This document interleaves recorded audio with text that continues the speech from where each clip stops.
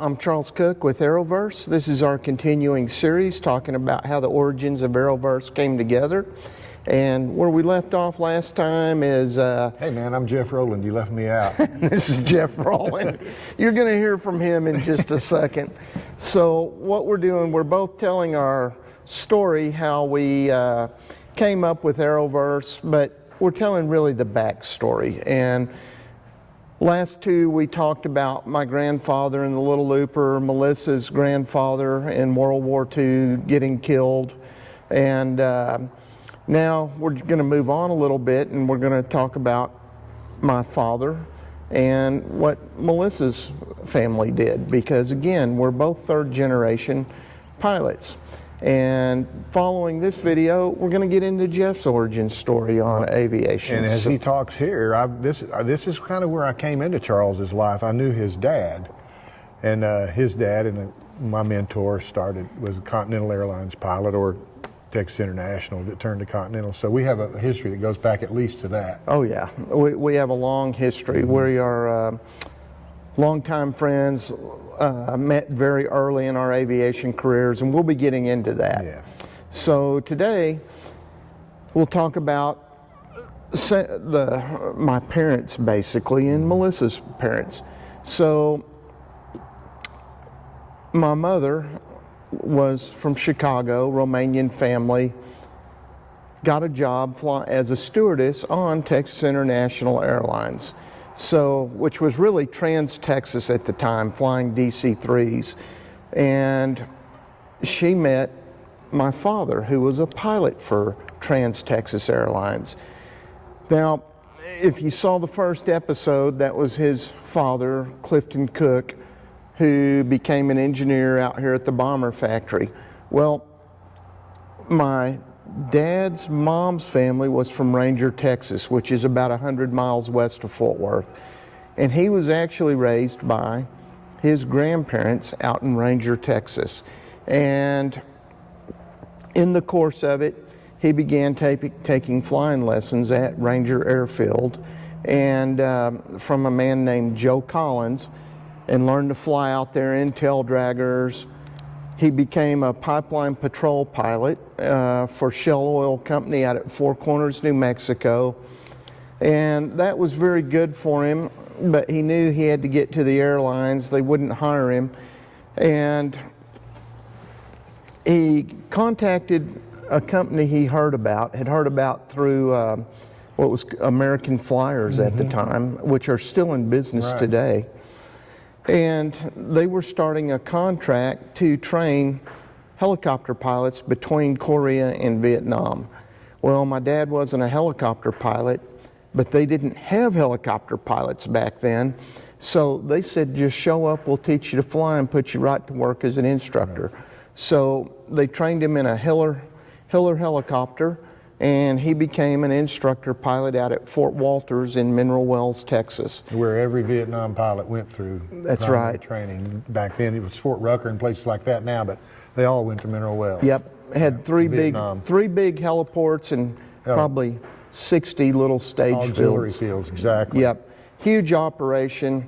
The remnants of it are still out there. Yeah, absolutely. Yep. In fact, the primary airport at Mineral Wells is still the old primary. That's right. Helicopter port. And when we fly around the area, we see these little staging fields. They all have 6 runways, about 2,000 feet long, and we're all just like grew up dreaming, man, I'd like to have that piece of land. I could have all those airstrips. Every time I flew over, I wanted one. Every time. Yeah. So he was out there training the helicopter pilots, and a couple of the instructors came in and said there's a company hiring pilots, fixed wing pilots, Trans Texas. So my dad went out there, got a job flying a DC-3, and that's how my mom and dad met. Where she was a stewardess, he was a pilot. They married, bought a place in Keller, Texas, and started raising me. That's where I have all my memories with Clifton Cook, my grandfather, telling me the airplane stories. And this was just a farm out in the middle of the country. There was nothing around us, and by the time I was 9 or 10, which is about the age my grandfather died. So, like I said, we intersected right where you start having your some awareness. vivid memory, Right. some good awareness of what he was talking about, but it wasn't enough. I wished I had had longer time with him. Well, I had airplane on the brain. Well, I asked, was your mother a nurse? Because in that era, weren't the stewardesses required to be nurses? Was she in that era? Well, when she married my dad, she quit the airline, right. and had the children, and then she went on to learn to be a nurse. So Gotcha, she was a gotcha. registered nurse after that. Gotcha. So in 1976, if I'm not mistaken, there was a huge strike at Trans Texas International. And that strike was over Frank Lorenzo, if any of y'all remember this. And the strike was very large. It was 6 months in scope. All the pilots walked off from the airline and quit flying. And it devastated a lot of families. I have very vivid memory of this also.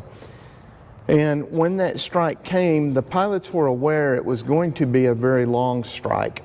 And knowing that, everyone started getting second jobs and stuff like that. Well, my dad was a gun trader and farm-all tractor trader. We did a lot of business in selling used farm-all tractors and guns. And when the strike actually became a reality, we got in the car and drove down to the Keller State Bank, and my dad paid the farm off. And he took out $2,000, and the whole family was there when this happened. And I still remember this to this day. The bank president, who was a friend of ours, goes, "You don't have to pay this off. Keep your money and just keep making your payment. You're going to have money." Mm-hmm. And my dad goes, "No, if I need money, won't you give me a loan on the farm?" And he goes, "Certainly I will." And my dad goes, "Then I don't owe you anything because I can't stand the payments without a job." And then he took out the last $2,000 my family had, and we got back in the car and we drove up north of Keller. And at the time, the biggest airline in the area was Braniff Airlines. The area was full of Braniff Airline pilots. Right. If you remember You that. bet, absolutely. Terrific guys, some of my most favorite guys Yep. to mess with. Well, we drove out to a farm that a Braniff mechanic owned, and he had rebuilt a Piper PA-11, which is a Cub Special, and we'll be looking at that in the next couple videos of that. We're going to go over and look because that airplane has been in my family since this day. And I was 10 years old, and we drove up, and in the barn was this PA-11. And what had happened was he had rebuilt the airplane but didn't know how to fly an airplane. The family told him he was not allowed to fly the airplane. Well, he wanted to fly the airplane, so somehow, I don't know exactly what happened, he sent them out on a little trip, and as soon as they left, he pulled the airplane out, got in it, and flew himself around the field. Wow. So he took off, flew around the field, and on the landing, he hit the elevator on a fence somehow. And so when I was a kid, the airplane had a fabric repair on it about this big on one of the elevators where he had hit this fence. And I don't know if it was landing, taxiing, but he ripped the fabric. And when the family came home and saw that, they pushed it back in the barn and said, "Now you're selling the airplane." Well, my dad had heard this, and we drove up there with that money, and we bought a Piper PA-11 right out of the barn from the Braniff mechanic. With the last money you had. With the last money my family had. And me and my dad got in it, and my mom drove home, and we flew the airplane to the farm and landed. And as soon as my mom got there, my dad goes, "Well, we're broke. We got to Start selling stuff. we got to start figuring out how to do this now." But the farm was paid off, and we had an airplane. Right So that's really how my true airplane experience started, was on that crazy day. And we've owned that airplane ever since then. Well, so and he won't fill in the details on a Cub special. People like PA-11, what's that? Yeah. They didn't make a whole lot of them. 1,500. Yeah, and you know that followed on the J3, which they made 10,000 or something. Right. It was really an improved J3, an absolutely great airplane. And another little tie we have is that Mr. Wright, who started me in the business, had a PA-11. That's what I soloed in. Right. And it was the best Cub they ever built, because like all airplanes, after that they got heavier and more powerful and not as fun and all that. But it's a great airplane. They're actually fairly rare, and he's still got the one he's had for, I don't know, how long's that been? 50 years? Well, Nearly? that was 76. Yeah. So what is Coming that? up on that. 54 years. Yeah, there you go. 54 years. Is that right? No, it might be 44. 40. No? Yeah, 44. I'm a pilot, not Right a on. mathematician. We only know how to count to 3. You know, on the speed Yeah. brake kind of thing. But I remember when I met Jeff on Justin Airport, and we'll get into that Yeah. on another one, you being a little shocked I had a PA-11 Yeah. at my disposal. Yeah, they're just not that common. Right, and you knew exactly what it was, and not many people did. Right. And that always kind of intrigued me a little bit. So I'm going to stop it right there. That's the next step in where my family was, because I'm going to drop back and talk about Melissa's family. And if you watched the prior video, you saw about her grandfather getting wounded on a B-24, and they had a crash landing, and he was either wounded in the fighter attack or the crash landing. I'm really not sure which one, but he was shipped to Florida 3 months after that accident. They couldn't ship him till then because he was so unstable. He got to the U.S. He married the nurse that was taking care of him in the hospital. She got pregnant, and a few months after she got pregnant, he finally died of those wounds. So Melissa's father was in what today we'd call more of a blended family. He was raised by a stepfather, but his true mother, and then he lived with his half brothers. And he was the only one from Paulberry who was his father. And it's very tragic when you think about what a lot of aviation families have given to the country, to aviation, to the community holding it together, where some of these stories go. Well, Melissa's grandmother was a very, very religious woman, and she raised the children in a very religious home. So this was, again, Melissa's father and then her uncles. And the net result of that is Melissa's uncles became pilots and really didn't go much further than a private commercial instrument rating. And they went over to Papua New Guinea and made a career out of flying Christian relief flights in Papua New Guinea. Wow. And which this was right after World War II. Right. This was a very destroyed area from the World War II fighting. Exactly. And very rugged, and they stayed over there till they retired flying Christian relief flights.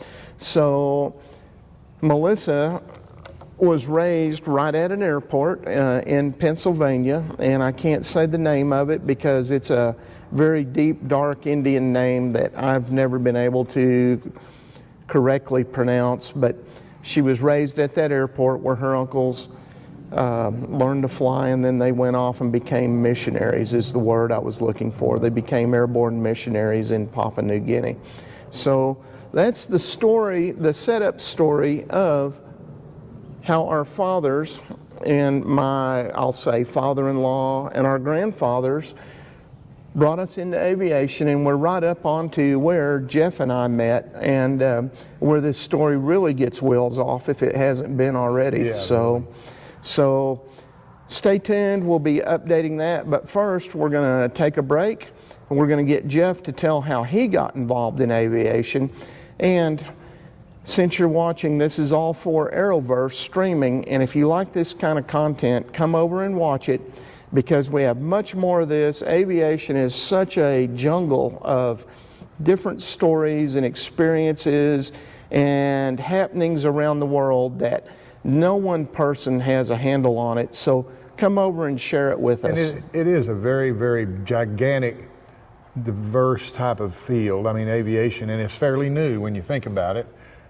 And it's an interesting subject. That's why so many people like it, even if you're not a pilot. Right. And there's a lot of stuff that's very interesting. And this is the amateur hour by comparison to what we have on Arrowverse. There's so much good stuff. I think you would be really shocked when you go and see what we have to offer. And it's not just the stuff Charles and I like and these crazy little stories. These stories are important because it shows how just normal people, I don't think we're normal anymore, but how normal people can gravitate in this business and have not just a career, but have the associations with people of historical significance, really, that anyone can do. And I think we were lucky, but we also have some fortuitous events that drove us together. Things like the commonality of the PA-11, et cetera. And there's several more that'll interlace here that cause us to be friends over this time. But this is just one little aspect of it. We do have a really good side of stuff that's not just built on amateur hour. But we wanted to tell you this story because everyone has a story, and a lot of them are really important. Yep. And I want to just back up on one thing Jeff said. Aviation is very new. My grandfather, if you'll go back and watch the first one in this series, was a pioneering pilot. He learned at the Glenn Curtis School of Aviation. And this is in the teens, right? That was in the teens. Prior to World War I. That was my grandfather at the age of 16. And my point is, that's almost touching the origin point of manned flight. Yep. That's how short we've been flying through the air.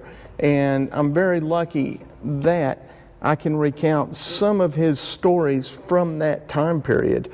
And it's important. It's important, and what you're saying is very, very important. That first flight in 1903 changed the world. Yep.